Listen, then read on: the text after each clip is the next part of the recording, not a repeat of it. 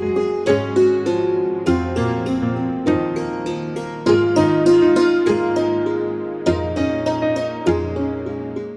folks, Rod Fleming in the Philippines here, and today I want to do a number of little videos. The first one was a story that actually broke before Christmas, but I took a holiday over Christmas because I was tired, you know.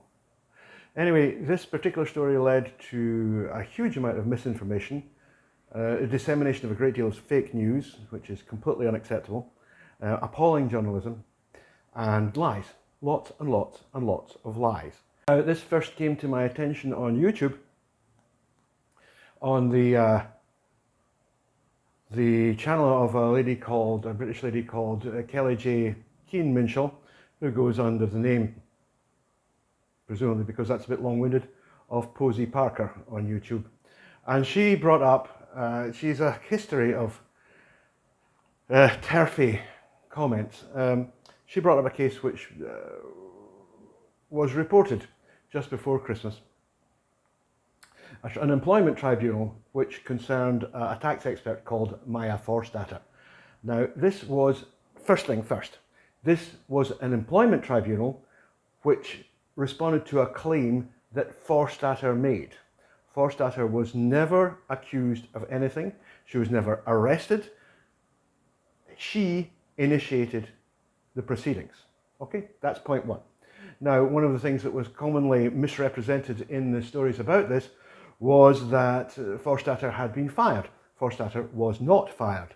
Forstater, as is clearly stated in her deposition to the court, and I have the court document here, the judgment. I will put this on my website because it's really hard to find. It took me ages to find it, and I found it on my mobile phone in the end, which doesn't allow me to actually save the URL.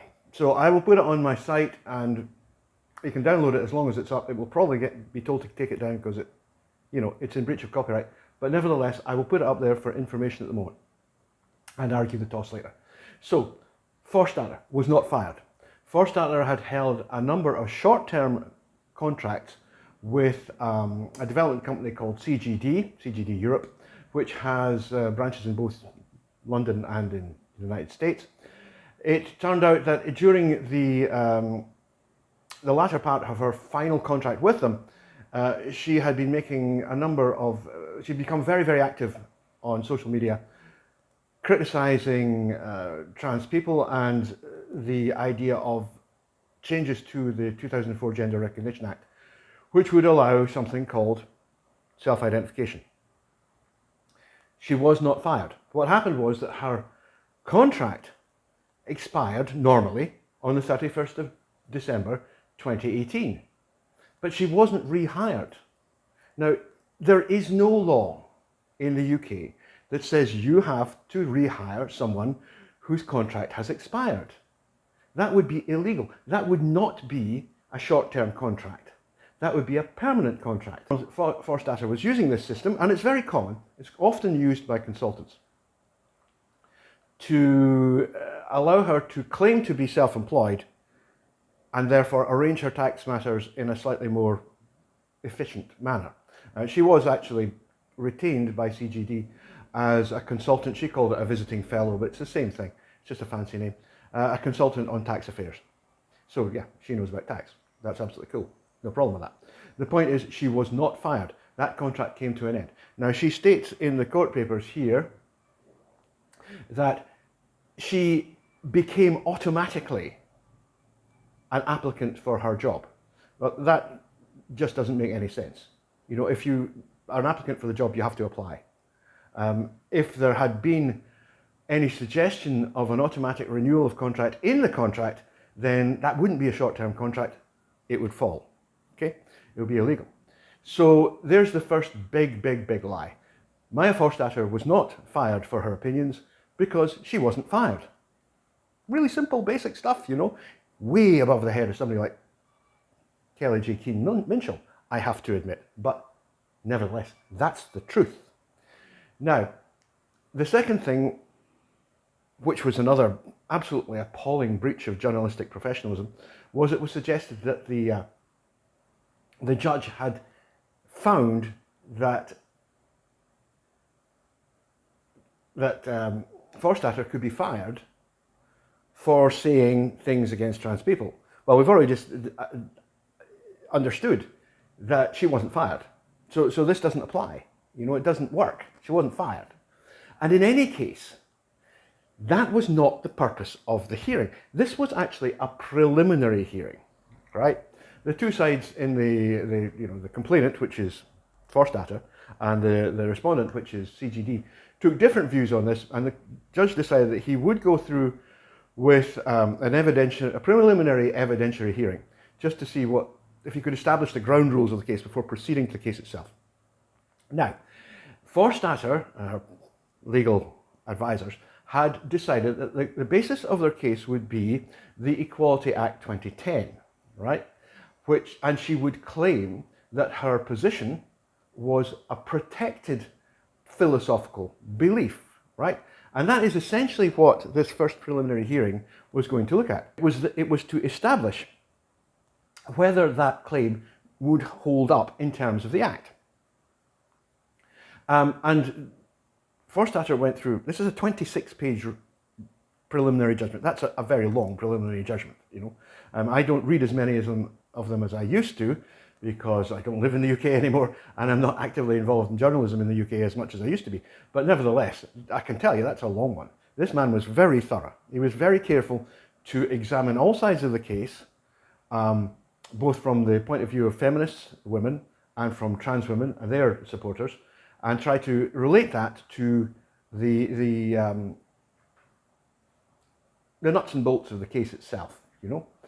And what he found was that Forstater's claim did not satisfy the requirements of the 2010 Equality Act, because he found that she deliberately intended to cause an atmosphere of hostility towards a certain group of people, right? Now, you're not allowed to do that. Okay, that's the point of the Equalities Act, and the Equality Act, rather. And so what she was trying to do was to use the Equality Act to prove that, to support the idea that something that was promoting inequality could be supported under it. And the judge essentially said, no, not on your Nelly. He said that her ideas, and this language caused a lot of problems, or a lot of comment, was not worthy of a civilized and decent society. It's something like that anyway, it's close enough. You can read it in the paper itself. He used those words because those are the words, specific words, of the 2010 Act. And in demonstrating where Forstater's claim failed in terms of the Act, he had to actually quote the Act, which is what he did. And he basically said that no reasonable person would consider that Forstater's intention, in which she actually says in the deposition that she would break the law in order to not call someone whom she considered to be trans, or whatever trans you want to call it, by the gender pronouns that they would expect. And she would break the law. Now, I'll explain the law in a moment. So the first thing to say is that this whole thing was a complete pack of lies. The judge did not find substantively against Forstater. He said, the evidence that you've proposed, or rather, the method that you have proposed to fight this case will not wash. I will not hear it, because you fail. You fail the standard required by that. So that doesn't mean that the case will not proceed to a final judgment, although it might well be that Forstater's legal representatives at this point say, look, cut your losses and run, because you can't win. She would have to come forward with a new deposition, because the entirety of her claim was based on the 2010 Act. And if that has fallen, then she basically doesn't have a case. So that's the first thing. Now, to just very quickly look at the law again. Forstater had become exercised, as a number of TERFs have recently, because in 2013 and 2013 actually came forward, nothing was really done until 2014. Proposals came forward that the original 2004 Gender Recognition Act should be slightly modified. This would not make any substantive difference to the provisions of the Act, right? Now, the Act, one of the things that the Act, that's the Gender Recognition Act, the GRA 2004, which came into effect in 2005, January 2005, is that a person can apply legally for what's called a GRC, a Gender Recognition Certificate, right? And that is a question of approaching the relevant bureaucratic body with the appropriate evidence required by that body. And if it satisfies the body, then what's called a GRC is awarded. This would be if you were male, that you were living as a woman, and you're changing your legal gender to female, or feminine rather, really it's feminine. Now this has been in place for 15 years, and it's worked extremely well. There's been no problems with it at all. The problem really was that the TERFs were sleeping in 2004. This went through, they didn't even notice. They didn't even notice. And now they're saying, how can we roll back this act, right? How can we stop it? Well, you can't, to start with. There is no, I've just checked and looked through many pages of parliamentary procedure. There is simply no will to change or to repeal the Gender Recognition Act of 2004, none whatsoever.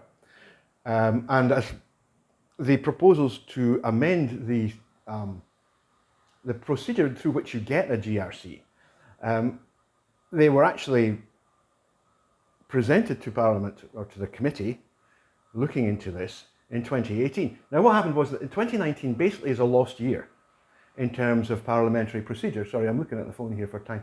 It's a lost year because we had Brexit and we had months of really, now we look at it and we go, this is totally pointless, because at the end of the year we had an election which resolved every single question about Brexit, and we are leaving, thankfully. But anyway, the point is that months upon months of parliamentary time had been lost arguing pointlessly about this, as people who were against the idea of Brexit were doing their absolute damnedest to overthrow the settled democratic will of the British people, as expressed in the referendum 2016. But that's for another video. So the point is that the recommendations to modify the GRA did not come before Parliament. I haven't seen anything in the Tory Party manifesto that suggests that they will do. My own view is that 2020 will also be so busy dealing with Brexit that they just won't have time. And it may come forward in 2021, later in the parliamentary session. Now, let's have a look at what these proposals are. And the basic issue here is the original GRA proposed a number of things. It first of all said that you had to have a diagnosis of gender dysphoria from 2 clinicians, and you had to be living in, you had to have been living in the adoptive gender for 2 years, and you had to sign a legally binding affidavit saying that this is the way you were going to stay. Just exactly how binding that could be, questionable, but never mind, we won't go into that. The proposals engross, and it's much more complicated than this, obviously, and they have not either been debated or decided on, were to simplify this such that people, instead of having to go and get 2 diagnoses of gender dysphoria, that they could simply say, this is what I am. And there are separate proposals dealing with the living in role conditions of the GRA. My own view here is that the GRA as it stands is a little bit cumbersome. And this comment has been made not just by activists in this field, but by many legal experts. It's too onerous. It's asking people to jump through many, many hoops when it's really not necessary. Having said that, I think there is a claim to be made that people should be able to demonstrate that they are actually living in the gender to which they wish to be legally assigned. And so I think a middle ground is necessary. I certainly don't think that the living in role for 2 years requirement is a bad thing. I don't have a problem with that. I think we could go with that. There was also a question of the fee. It's £140. Depends on the site, actually. Some sites say 200, some say 140, but as far as I can see, it's £140, UK pounds. That's about $200. That's maybe where it comes from, to get your GRC. That's not a hell of a lot of money. It's not really an issue there. But the suggestion is that what we could do is we could do it all online. You would still have to sign a legally binding affidavit, bada, bada, bada, and that would be much easier and it would cost a little bit less money. And of course, the government doesn't make any money out of this, so it's a loss maker, and they're delighted to get it, get it off their plate. What seems to have happened is that people like Forstater and Keen Minshall, Posie Parker, have conflated two acts in a really bizarre manner. The GRA, which is what all the self-identification thing is about, has been an applicant since, as I say, since 2005. It's 15 years now. It's a very successful law. The 2010 Equality Act, however, it provides that one of the protected categories under the bit about gender are those who have begun, or who already have, or who are considering changing their gender, are a protected category, right? Now, people like Keen Minshall, who doesn't seem too terribly bright, seem to have tried to conflate this with the GRA. They're completely separate legislations. Nobody at all is talking about repealing either of them. And nobody's talking about making any changes to the 2010 Act at all. All that's being discussed is a potential simplification of the 2004 GRA. So, this is all an appalling pack of lies. The whole story is untrue. Forstater was never fired. She was simply not rehired in a situation where the employer was not obliged to rehire her. Right? She then tried to use an inappropriate Act of Parliament to try to pretend that somehow or another her application, which she didn't actually make but had assumed, was protected, that you couldn't refuse her the job because she held the views that she did. So she was attempting to use the Act inappropriately, and the fact was that the judge looked at the terms of the Act and said, look, what you're saying actually contravenes the Act, right? Because you're setting out to deliberately cause discomfort and harm to a protected group already protected under that Act, and the Act doesn't allow that. You can't do that. You'll have to use some other way of winning your case. That's all he did. He said, no, you can't do this. Maya Forstater could perhaps have some other case to make, in which case she would have to find another law to make it under. The judge merely said, you can't make your case under 2010, right? That's it, you can't do it. And as I say, she had tried to bring 2004 into it, and again he said, well, that's not the point. You're talking about 2010, you're not talking about 2004. So as I say, the original court document, I will put it up on my website so you can download it. That's rodafleming.com. So you can download it. As I say, it might well be that I'm told that I'll have to take it down, because it is actually copyrighted material. It's Crown copyright. I hope that the Crown will take the reasonable view that this is being done in the public service. I don't make any money out doing that. Please go in and download it, read it for yourself. It's 26 pages long, but it's very well explained. The judge took hours of personal testimony from Forstater in order to determine exactly what her position was, and his finding was that she did not satisfy the requirements of the Act under which she was bringing this action. It's as simple as that. He made no pronouncement on whether there was any right or wrong in the matter, because this is a preliminary. It's not a final judgment. It's absolutely true that the matter might not go to a final or to further procedures, because there really isn't anything left in her original deposition that Forstater can use to fight the case. And certainly, I think if I were advising her, I would say, stop now. You've made your point, You've caused a lot of trouble. You've caused a lot of noise. You've embarrassed a few people, and you've made yourself look as unpleasant as you certainly are. It's time just to back off and leave it alone. Having said that, this is a feminist we're talking about, and when did you ever know a feminist know when to back off? When did they ever know when to apply common sense? It's not one of the things they do, really, is it? So, just to finalise, to make a point clear here. A significant number of the people that we're talking about here, who are protected now by the Gender Recognition Act, and who would be protected under it, are highly unpassable autogynephilic transitioners.